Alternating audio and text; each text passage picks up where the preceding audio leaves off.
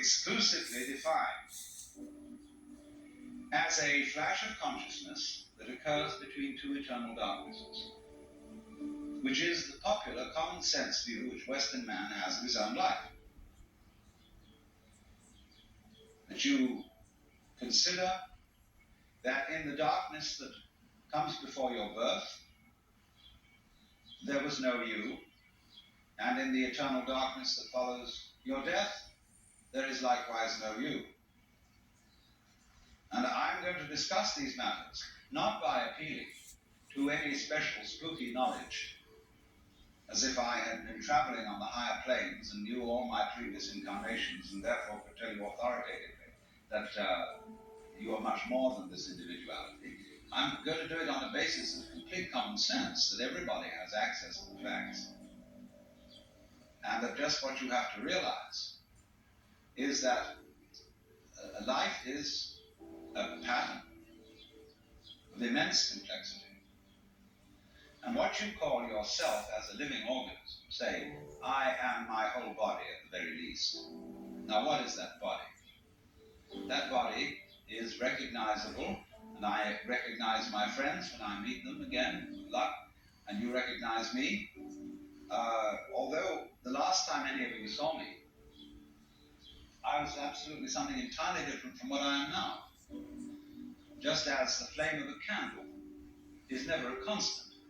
The flame of a candle is a stream of hot gas. Only you say the flame of the candle as if it were a constant. Well, it is a recognizably constant pattern. The spear-shaped outline of the flame and its coloration is a constant pattern. But in exactly the same way, we are all constant patterns. And that's all we are.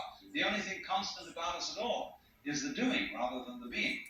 It's the way we behave, the way we dance. Only there's no we that dances. There's just the dancing. Just as the flame is the streaming of hot gas, just as a whirlpool in a river is a whirling of streaming water. There is no thing that whirlpools. There is the whirlpool. And in the same way, each one of us is a very, very delightfully complex undulation of the energy of the whole universe. Only by our process of miseducation, we've been deprived of the knowledge of that fact. Not as if there was someone to blame for this, because it's always with our own tacit consent. Because life is basically a game of hide and seek.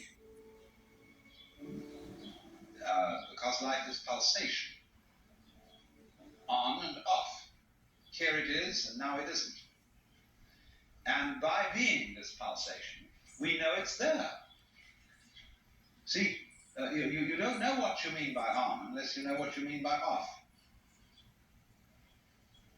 That's why when we want to awaken someone, we knock at the door.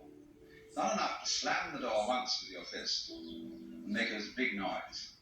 But you keep up a pulsation, because that by its on and offness attracts attention. All life, you see, is this flickering in and out. Only there are enormous rhythms in it. There are very fast flickering ins and outs, like the